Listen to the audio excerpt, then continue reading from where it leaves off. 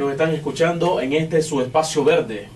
Buenos días también a todas las personas que desde la página web y en sintonía de la radio Universidad nos están escuchando en todas las partes del territorio nacional o hasta donde la señal de esta emisora llega a sus hogares, a sus trabajos, a sus universidades, a todos los lugares donde ustedes están en este momento y están sintonizando este programa. Espacio Verde es un programa patrocinado por Centro Humboldt y en él, como ya ustedes saben, estamos tratando de sensibilizar, brindar información e informarles sobre todo el acontecer en la temática ambiental.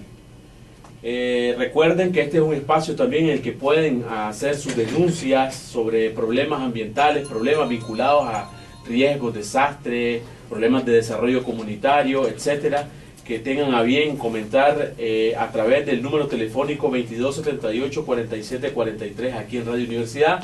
Les saluda su amigo Abdel García.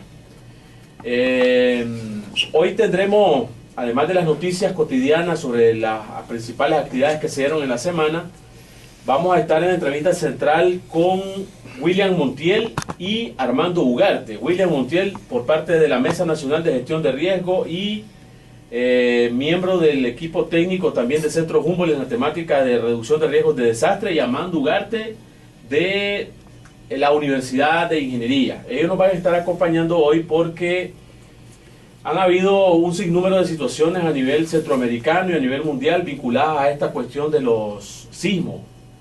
Hay preocupación, alarma, porque han venido recurriéndose, ha sido más frecuentes y más recurrentes los sismos. Esta semana, el día lunes o martes, fue un terremoto en Guatemala, entre la frontera de Guatemala y México, afectando prácticamente 7 departamentos de Guatemala. Vamos a hablar sobre las realidades nuestras. Sí, Nicaragua, ¿estamos preparados? ¿No estamos preparados? Creemos que estamos en el periodo de recurrencia de un sismo fuerte que pueda provocar un desastre bastante complicado aquí en Nicaragua. ¿Qué medidas podemos tomar? ¿Cómo estamos en el marco jurídico? ¿Cómo estamos en el funcionamiento del Sistema Nacional de Prevención de Desastres? Todo eso lo estaremos abordando desde la perspectiva del trabajo que viene realizando la Universidad de Ingeniería y Centro Humboldt, que están vinculados a distintas plataformas que trabajan en el tema de reducción de riesgos de desastre. Por tanto, este es un programa en el que queremos brindar alguna información, no alarmar, sino alertar sobre las posibles implicancias que pueda tener un sismo en nuestro país. Si eso está siendo monitoreado, qué nivel de información tenemos, eso lo vamos a estar discutiendo con las dos personas que nos acompañen en la entrevista central. Voy a comentar algunas noticias que han sido dado en esta semana para que entremos posteriormente a la entrevista. Muchas actividades, como siempre hemos mencionado. En esta semana, jóvenes nicaragüenses y norteamericanos se han unido por una causa. Esta causa ha involucrado 400 jóvenes y adolescentes norteamericanos y nicaragüenses. Ellos han intercambiado información sobre los impactos del cambio climático, la seguridad alimentaria, educación, salud y gobernabilidad en las comunidades indígenas en el marco de la quinta videoconferencia organizada por Change for Children, que es una organización canadiense que ayuda al desarrollo de las comunidades en Bozaguas, en la reserva de biosfera de Bozaguas. También estuvo involucrado una organización que se llama Center for Global Education y American Nicaraguan School, quienes con Centro Humboldt hicieron esta videoconferencia para tratar de compartir algunos de los impactos que tiene el cambio climático en estos sectores de seguridad alimentaria, educación y salud. Escuchemos una entrevista con Marta Sánchez. Ella es una de las personas que estuvo a cargo de esta actividad y nos va a explicar un poquito en qué consistió y cuáles fueron los principales resultados.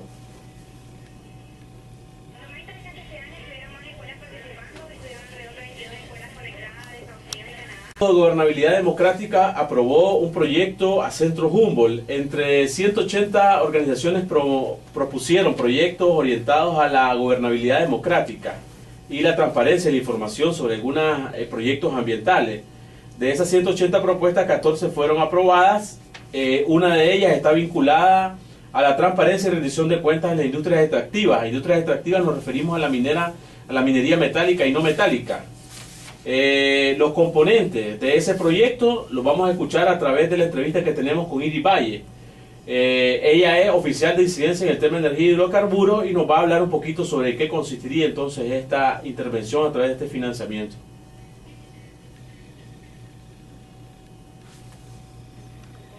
sobre los contenidos que se van a abordar con este financiamiento de proyectos que contribuirán a la transparencia y la rendición de cuentas en industrias extractivas.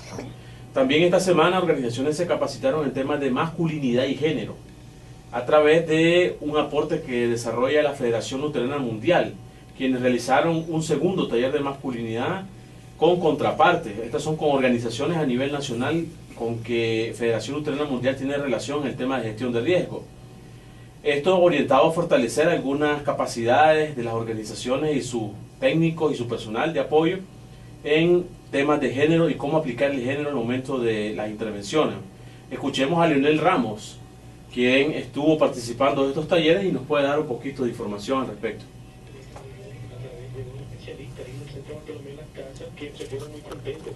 Él es entre varios sombreros, él coordina las acciones en el tema de reducción de riesgos de desastre como parte de la Universidad de Ingeniería. También es miembro del NACE con la Mesa Nacional de Gestión de Riesgos y también es el NACE entre la Universidad Nacional de Ingeniería y el Sistema Nacional de Prevención de Desastres, en este caso la Secretaría Ejecutiva y el CODE, el Centro de Operaciones de Desastre. Buenos días, Armando. Danos un poquito ahí las perspectivas de trabajo de la UNI en el tema de gestión de riesgo, a manera de ya ir haciendo introducción sobre el tema.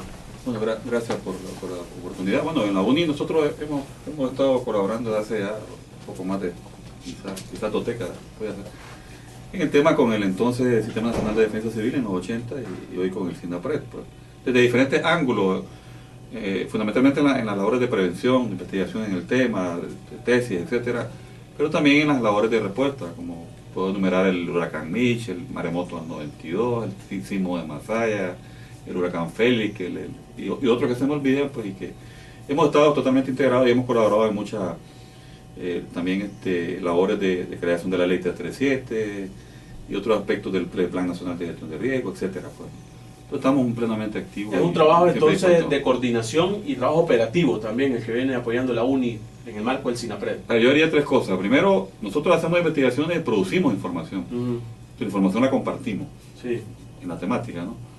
Sí, coordinamos labores de prevención, como otras, pues, como decía, la ley 37, etcétera, y también cuando hay emergencias nosotros nos activamos y en mi caso, pues yo voy al CODE, al Centro de Operaciones de Desastre, y coordino acciones que, por ejemplo, tengan que ver que el CODE pide 50 compañeros o 40 compañeros para evaluar daños. Nosotros somos especialistas en eso, nos mandamos a esos 40 compañeros, pues.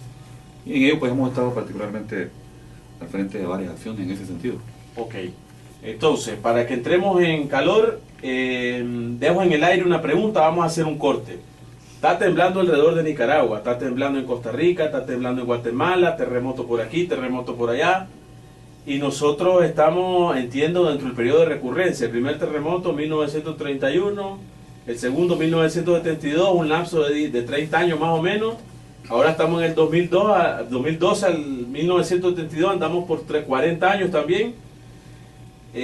¿Cómo estamos entonces? Si está temblando alrededor y estamos en medio del tiempo de recurrencia, ¿a qué nos podemos estar enfrentando? ¿Es real la alarma? ¿Estamos muy frescos nosotros?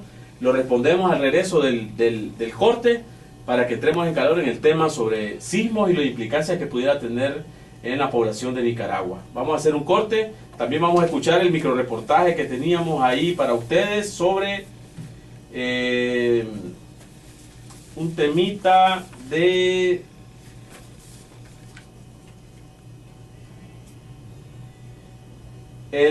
sobre el trabajo que viene realizando la red de periodistas ambientalistas. Entonces vamos a un corte musical, escuchamos el microreportaje y volvemos para que trabajemos y conversemos sobre esta situación de los sismos en Nicaragua. Bien, estamos de regreso en su espacio verde. Ya como decíamos al inicio, tenemos a Armando Ugarte de la Universidad Nacional de Ingeniería para que hablemos sobre este tema de los sismos y las implicancias que tuviera en Nicaragua, entonces, este problema de los sismos. Dejábamos la pregunta en el aire al momento de salir del corte. La recurrencia es un tema es un factor que puede jugar un rol al momento de valorar si estamos propensos a recibir el impacto de un sismo que cause un terremoto o no. Y lo otro, está temblando alrededor en otros países, en la región centroamericana hay sismos en El Salvador, sismos en Honduras, hay un terremoto en Costa Rica, ahora hay un terremoto en Guatemala, no ha temblado significativamente en Nicaragua. ¿cuál es la certeza técnica o científica que tenemos alrededor de este tema para poder saber a qué nos podemos enfrentar, pues? Gracias, Abdel. Bueno, la pregunta, bueno, si la recurrencia es un factor de incidencia de un probable sismo, sí, es un factor.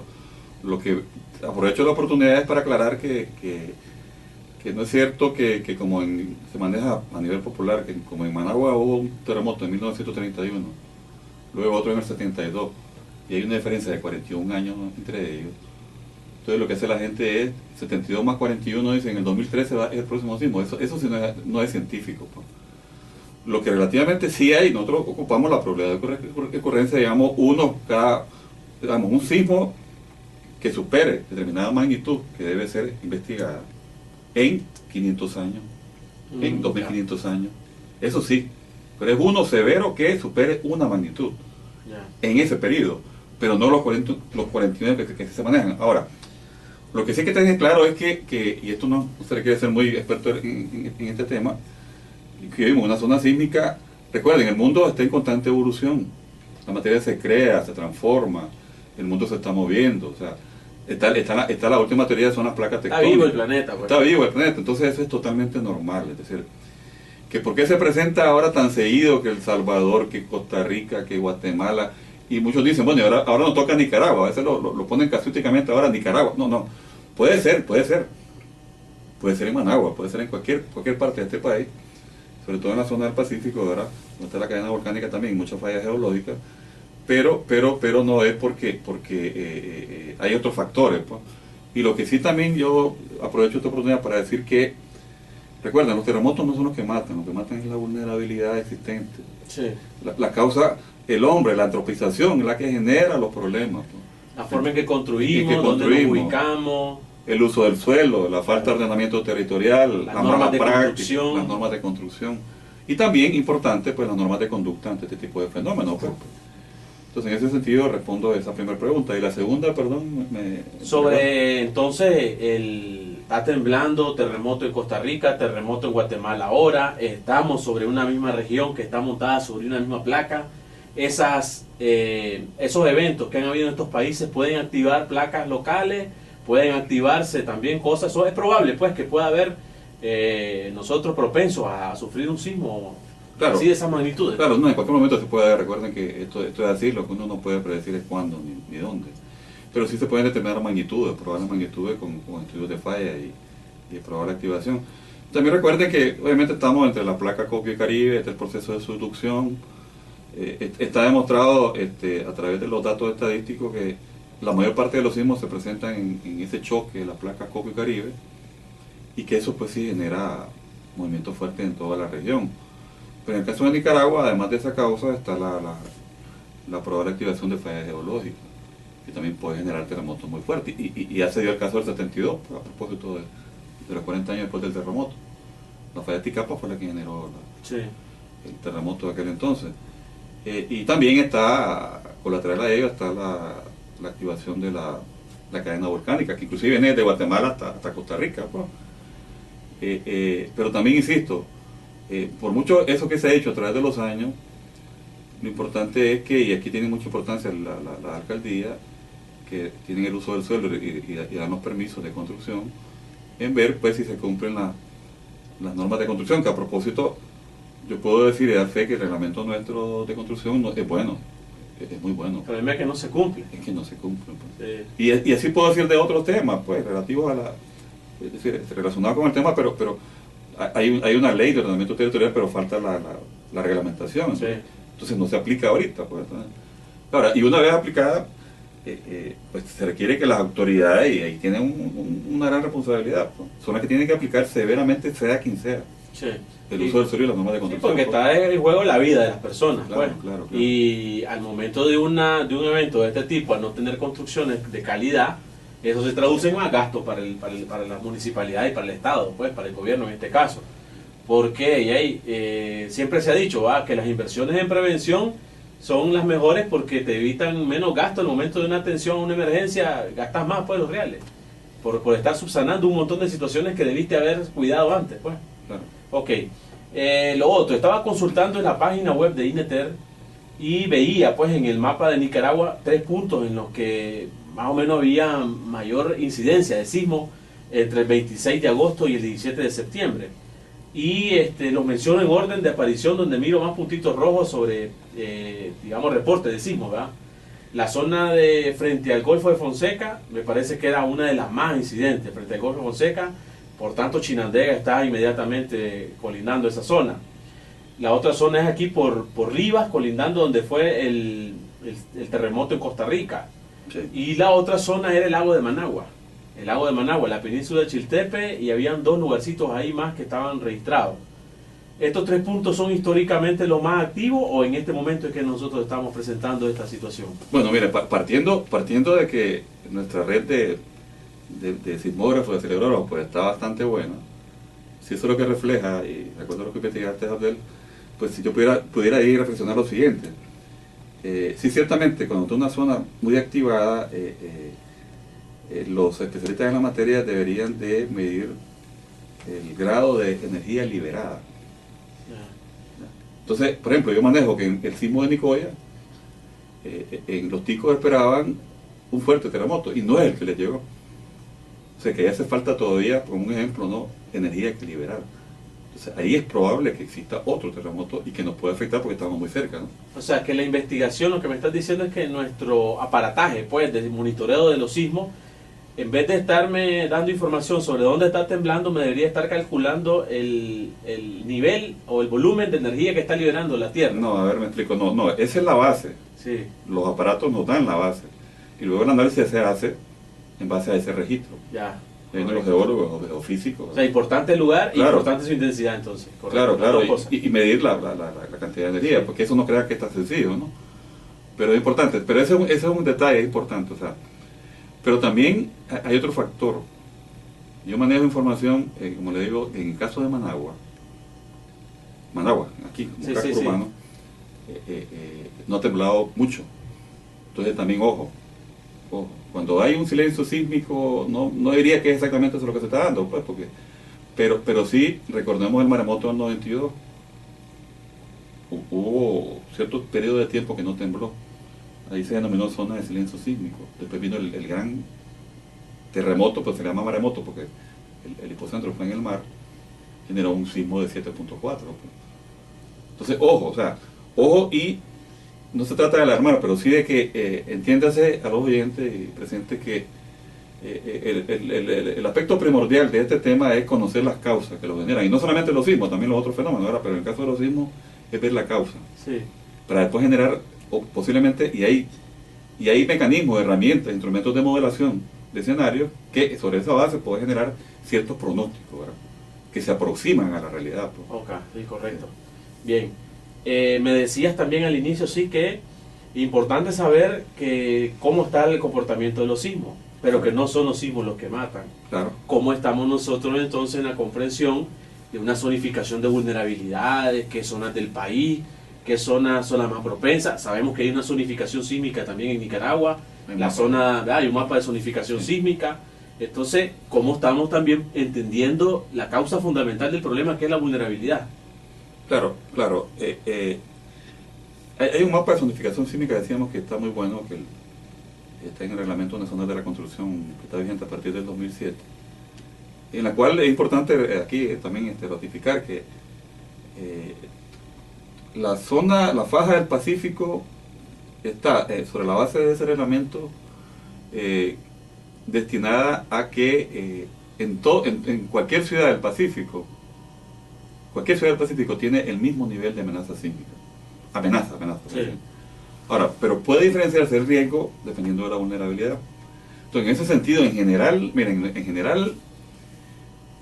las construcciones que están en toda la faja del Pacífico, para no solo mencionar Managua, sí que están altamente vulnerables a este sismo.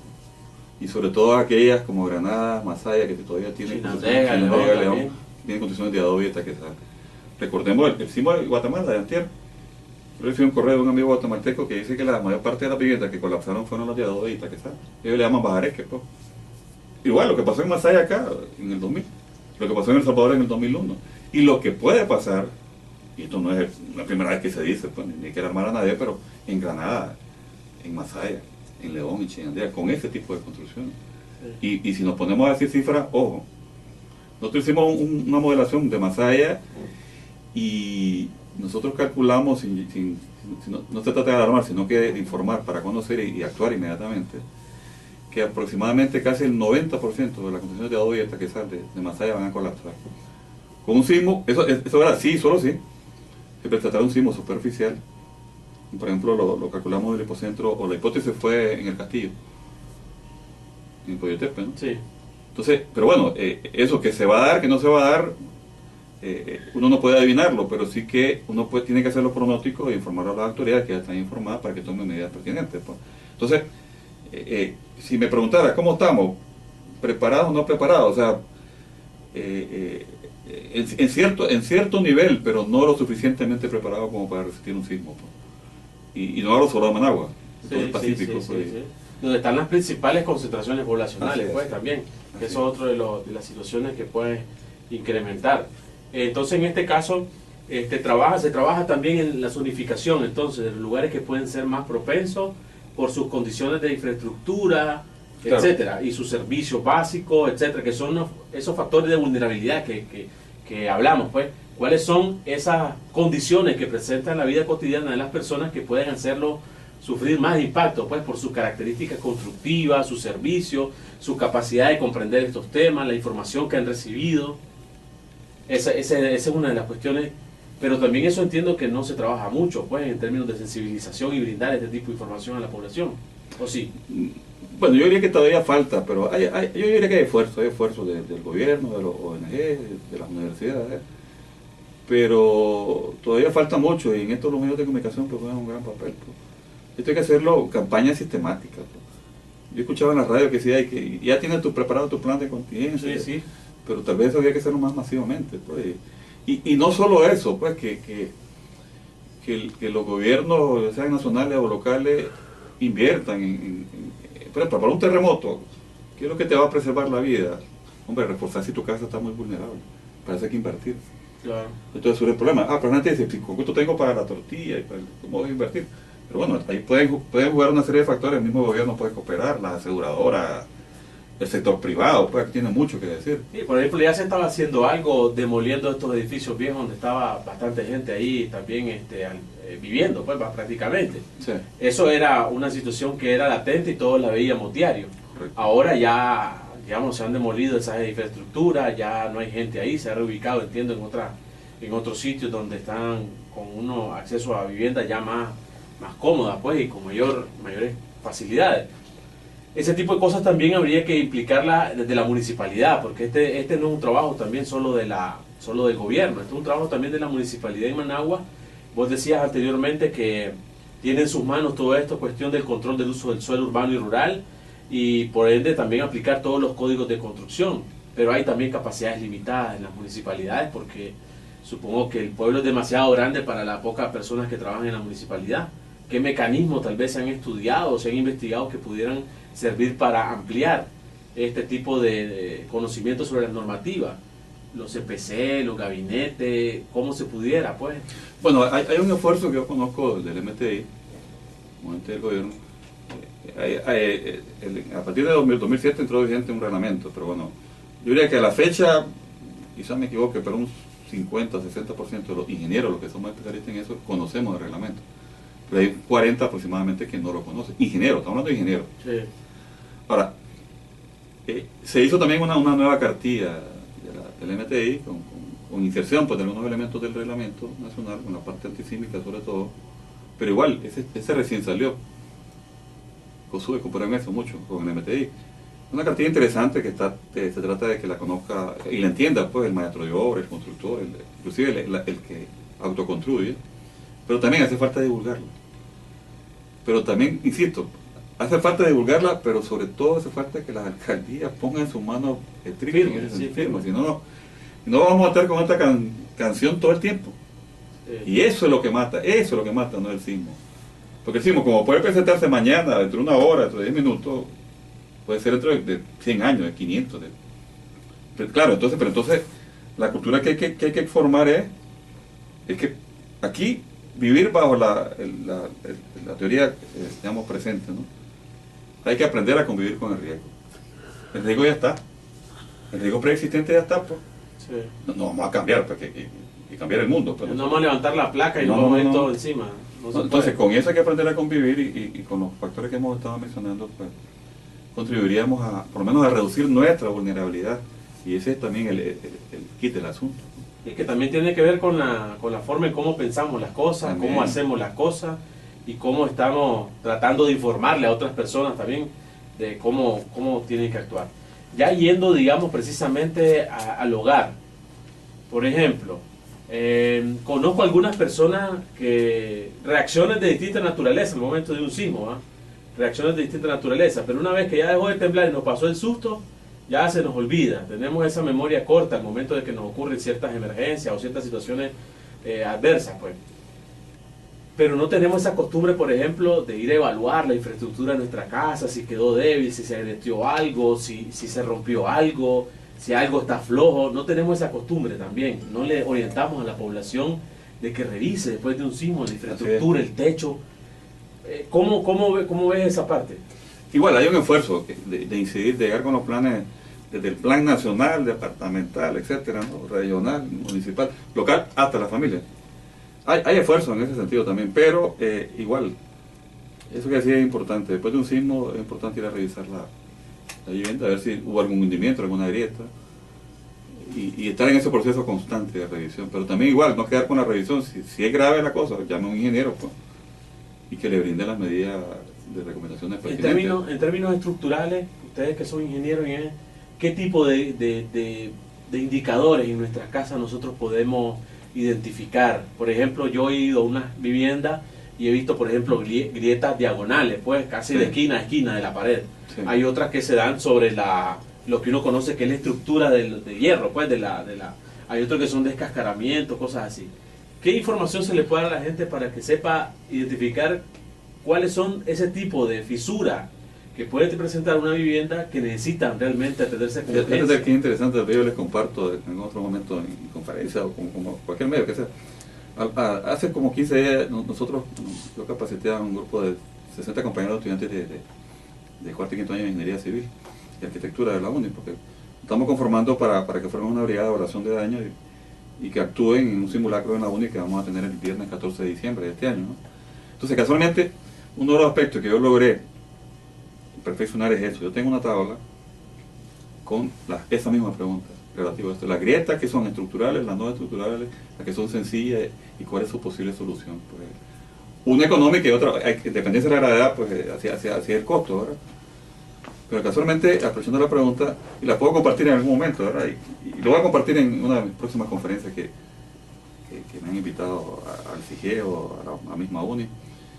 En cuando la grieta es así en diagonal y tiene más de 1 milímetro de ancho, de abierto, de altura, más de 2 milímetros, y sobre todo que traspase la pared, esa pared no hay que hacer nada, hay que botarla sencillamente. Pero hay que saber cómo se bota, ¿verdad? Claro, sí. También aquí con un especialista. Grietas verticales que no superan, digamos, en las cuales vos no ves el hierro, el refuerzo tampoco no son tan graves. Y lo que vos decís, el descascaramiento, pues simplemente el repello, eso basta con picarlo un poco y se vuelve a poner. Yeah. Entonces, esa cosa sencilla, claro, es mejor explicarlo con un gráfico, ¿verdad? Sí, claro. Pero, ya que estamos en radio, no sé si logro explicarme, pero efectivamente eso se puede ir aprendiendo, pues. Pero es parte de lo que tenemos que ir a la costumbre que tenemos que tener en las casas, pues. Claro. Sí. Lo que te quiero decir es que, ok, ya tenés un plan en tu casa, dicen todas las viñetas ahora en los radios. Sí. Pero el plan también no es solo saber dónde vas a correr. Claro. El plan es saber todos los días dónde te estás durmiendo, dónde estás. Porque es cierto, pues esto de Taquezal yo no lo puedo cambiar. Yo tengo una familia mía en Altagracia que vive en una casa de Taquezal, ¿verdad? Pero, ¿cómo están acomodadas las camas? ¿Qué se ha hecho en la infraestructura para saber si el Taquezal está suelto, está amarrado? No sé, pues, ¿me entendés? Todas estas cuestiones de vulnerabilidad dependen de cómo se construyeron las casas. Unas están más débiles, otras están menos. Es tan importante lo que vos decías también. No enfoquemos el aspecto de la vulnerabilidad estructural, la pared, la columna, la zapata, la losa, ¿no? También, en la UNI también estamos en un plan de capacitación en ese sentido para forjar condiciones para el simulacro. Por ejemplo, un detalle. Fíjate en las casas si tu cama o donde vos frecuentás está un aire acondicionado, por ejemplo, está un televisor que te pueda caer. Son cosas muy sencillas. Pues. Exactamente. Hay compañeros en oficina, no solo menciono la UNI, en muchas partes, que están debajo de los splitters. Que los splitters tienen la fijación correcta para que en caso de un movimiento sísmico o rotación no caigan. Había que ver si consideraron ese movimiento en primer lugar. Que por lo general no lo consideran, yo estoy claro de eso.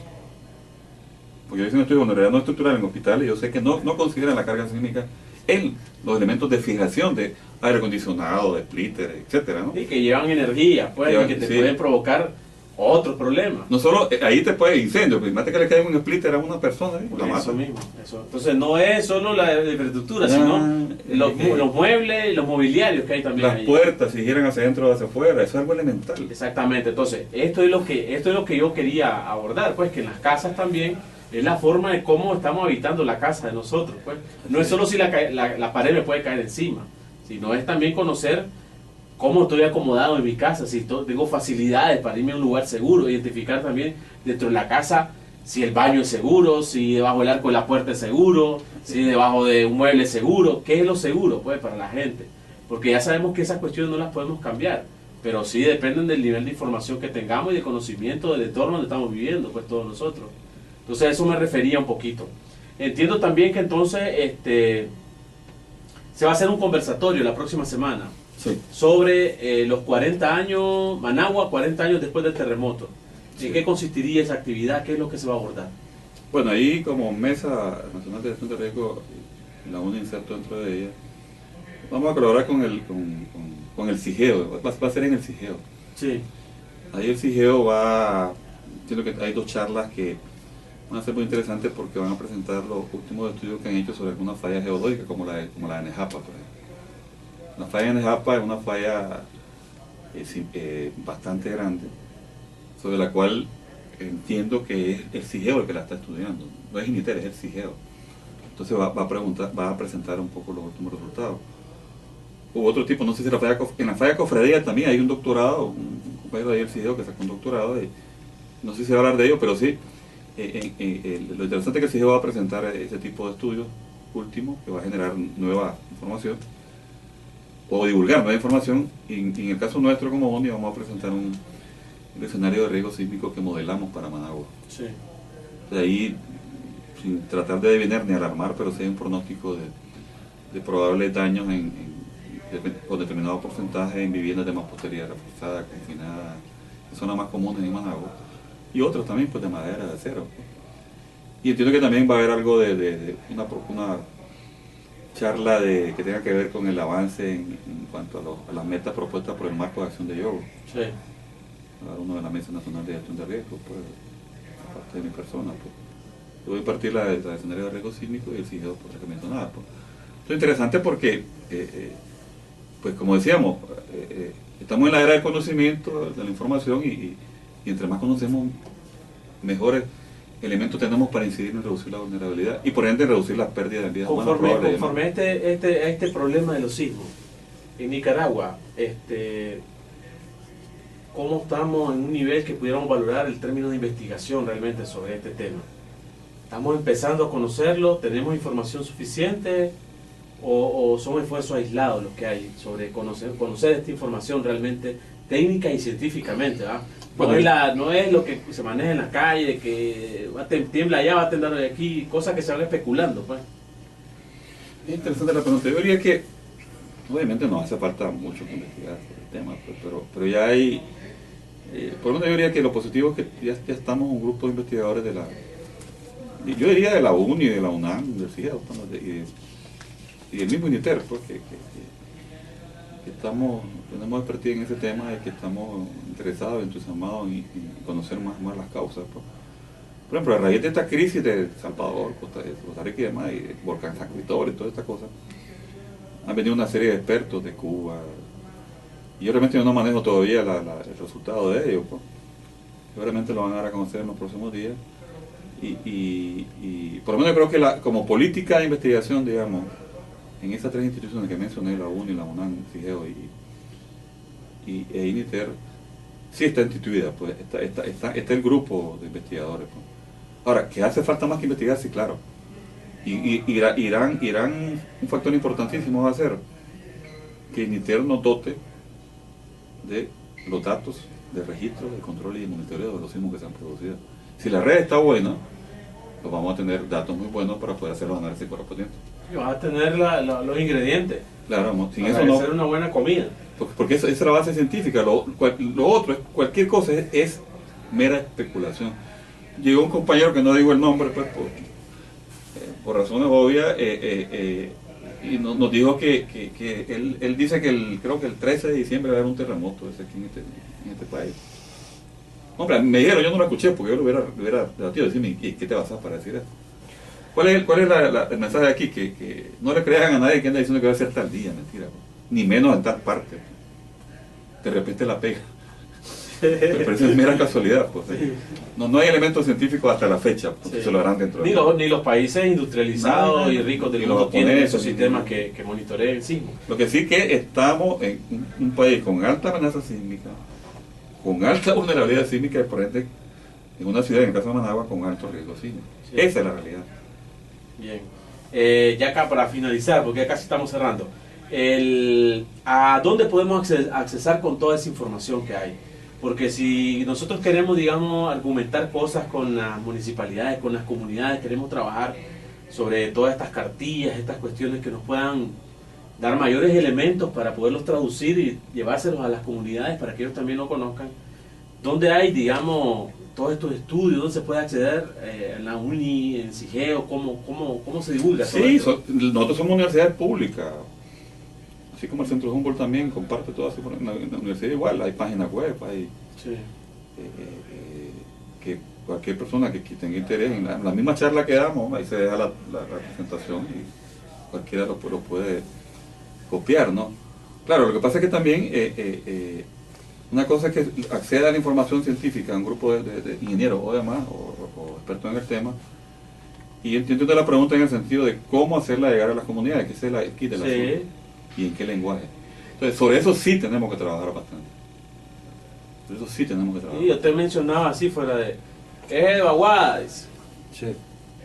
Pero entonces, ni nosotros pues entendemos pues que tenemos un poquito más de acceso a veces a la información que es vaguada, pues una lluvia menos, una lluvia más, gotas menos, gotas más, granizo, que es vaguada. Entonces, es la forma en cómo estamos haciendo llegar la información. Una cosa es tenerla, producirla y generarla, y otra forma es cómo se la das a las personas para que puedan entenderla y puedan actuar.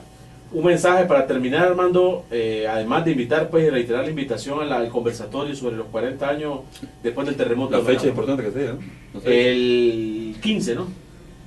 15 de noviembre en el auditorio del CIGEO, en la UNAM. Y entiendo que el martes también tenemos un desayuno con los periodistas. A un conversatorio con periodistas. Correcto. Entonces, agradecemos a Armando con la información que nos ha dado. Esperamos los documentos para poderlos compartir aquí también a través del programa radial.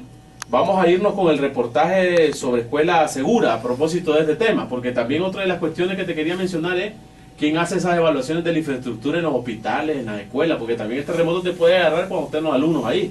Y manejar 50 chavalos alterados, no sé, pues, pero necesita su arte, pues. Entonces, todo ese es el llamado que estamos queriendo hacer. No alarmar, sino alertar de que hay situaciones con las que convivimos a diario y se necesitan tomar medidas precautorias forever para nosotros. Muchas gracias y nos encontramos el próximo sábado, entonces.